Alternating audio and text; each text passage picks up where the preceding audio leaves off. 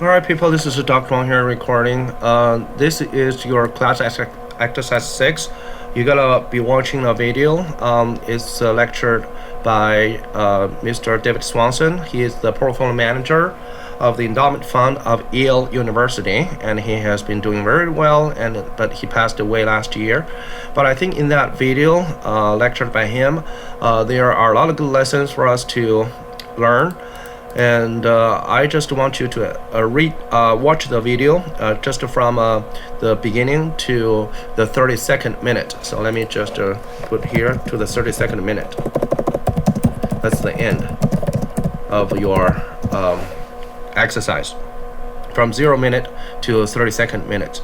And the reason of this video is to briefly tell you or briefing you on the questions you need to answer based on the video. All right, the first one is asking you what is the performance of Yale Endowment Fund since its inception in the 80s, and what is annual geometric return. And you're gonna need the skills you learned from class exercise 3, and from the video. First, you need to get to know the beginning value, and then you will need to know the ending value. All right, and then you will need to know number of years for the investments, and then you will perform the calculation to get the geometric average return at annual level. Okay, that's for each year. So that's for each year. So how do you get it? You're gonna use the ending value divided by the beginning value. All right, and then raised to the power of 1 over n. Okay, n is the number of years, so that's how much you earn in each year plus 1, and then at the end you're gonna make it subtracted by 1. So that's the formula you're gonna use. All right, and you can use Excel to do the calculation and tell me what is the average annual return in the geometric method. And if you want to know more about this technique, you go to class exercise 3. Okay, and for question 2, you will need to extract the 3 methods of investment based on the video. So you just need to watch it carefully. And also, you need to describe the performances of these 4 classes of securities. These are treasury bills or treasury bonds, corporate bonds, regular stocks, or just small stocks. And the video is a kind of old video and only covers the period of 1920s to 2008. But right here, I can show you a picture, and that shows us if we invest $1 from 1926 and hold it, then in the year of 2019, how many dollars we're gonna end up with? If we invest in the small stocks, so $1 will turn out to be $25,000 plus. If we invest in big stocks, that's going to be $9,000 in this roughly 100-year period. And if we invest in treasuries, we only get $22, and we need to consider the $14 inflation. And if we invest in the government bonds, then we will get $175 at the end of 2019. But your answer will not be based on this picture. The picture just to show you the trend of the major securities in the US market. You will need to extract the numbers from the video and tell me what the returns are, or just the performances from the beginning value to the ending value. Okay, the answer is going to be coming from the video, not from the picture I just showed you. Okay, and standard deviation is pretty easy to define, and this is our week 1 class, how to define standard deviation, and that basically is a risk measurement. And right here, it tells you a little bit about the Black Monday crash, and you should know what's the percentage return during the crash, and you should also know what is the average daily return in the market. Okay, and then you will use the percentage return during the crash as the value, and then you also need to know the standard deviation of daily return in the market. Okay, so based on this average and standard deviation, you will find a place of the crash return, and then I ask you, is the crash or the percentage return during the crash reasonable compared to if we assume normal distribution of stock returns?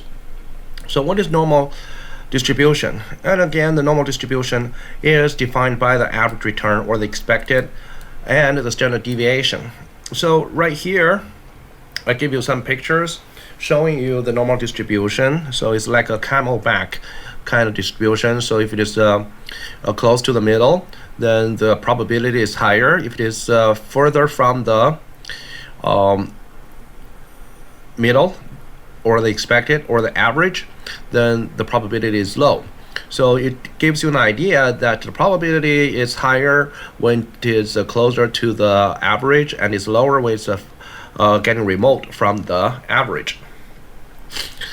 So right here you need to answer the question, all right, and that is also based on normal distribution. So what you see here is but before that question, you need to take a look at this picture. So basically it tells you how normal distribution is derived. If you are tossing a coin, so let's say if you are tossing a coin, and you will have 50% chance of getting a head and a 50% chance of getting a tail. If you toss it one time, it will be 50-50% equal chance. And if you toss it two times, you see there are 50% chance you're gonna get a one head, so it's either head tail or tail head, and you also have a tail and a head. Okay, so that basically is your distribution. And then if you toss it 5 times, okay, flip it 5 times, then you can get a 0. Okay, so that's giving you a low chance, or you can get all 5 heads from the 5 flips. And but you will see that if it's in the middle, the probability is higher. So you are more likely to get 2 heads or 3 heads in the 5 flips round. Okay, so if you flip it millions of times, then your distribution will convert from this we call it a discrete distribution. We can see all these columns to a continuous distribution, okay, like a curve, a normal, a camelback shaped curve.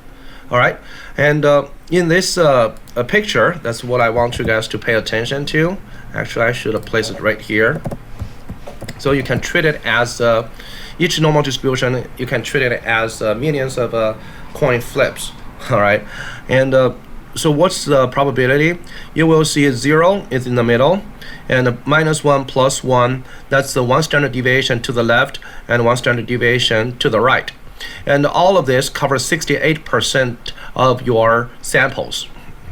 Okay, so if you toss it like 1 million times or 100 million times, then 68 million times it will fall between this range, -1 to +1, and this is not the number 1, it's actually 1 standard deviation. Okay, and if you toss it your coin for another 100 million times, the 95 million times, it will fall between -2 and +2. That is -2 standard deviation from the mean to +2 times standard deviation to the right of the mean.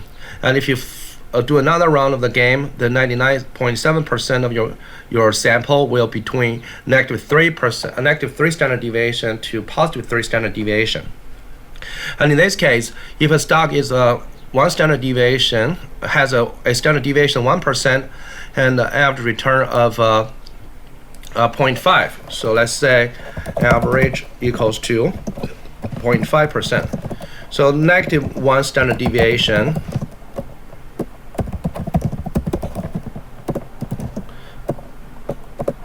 is the average okay, minus 1 times 1%. 1% is your standard deviation. So that's going to be a negative 0.5%.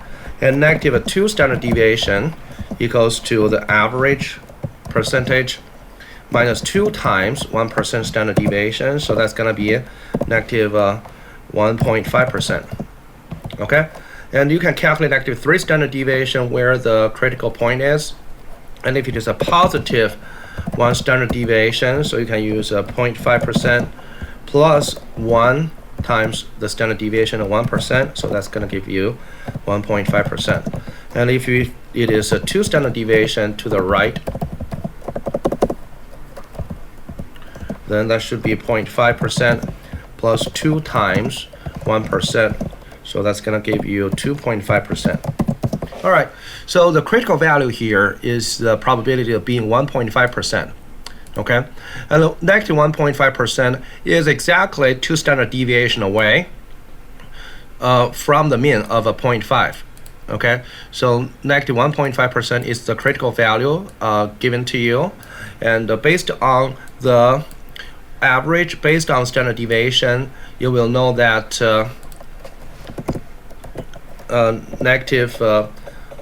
so you will use 0.5 minus negative 1.5, that's the critical value, divided by 1%. Okay, the average minus the critical value divided by the standard deviation, so that equals to 2. And this is a statistics 101, so I don't have those book materials here. It's prerequisite for my class. So 2 standard deviation to the right basically means it is this little area, okay, the white area, not the shaded area. And you can see in the middle, the blue area covers 95% of your total sample. And so basically between negative 1.5%, between negative 1.5% to positive 2.5%, that's going to be 95% of all the samples in history. And if it is below the 1.5%, so that's going to be 2.5% probability here. If it is above 2.5%, the probability is going to be 2.5%. I know this is a little tricky, but you should know that the probabilities are determined by how many standard deviations away the critical value, which is negative 1.5, from the average. Okay, so in this question, if we're talking about a Black Monday crash, then that return job will be like a 7 or 6 standard deviation away from the mean, and the probability of that is extremely low. So basically, that means theoretically it should not happen. Okay, the rest of the questions will be easy for you to answer. You have you need to research in 5 classes of investments in addition to stocks and bonds. So you need to open your eyes and find out what are the other investment, maybe cryptocurrencies, maybe real estate, maybe some other securities. Okay, and right here you will need to find one of those investments. Okay, out of the 5, you put in question 7 and track its record. Okay, it's a return and risk, and you will need to provide me the record in the past 3 years. What is the return in the past? What is the risk in the past 3 years? Okay, so that basically what you need to do in this exercise.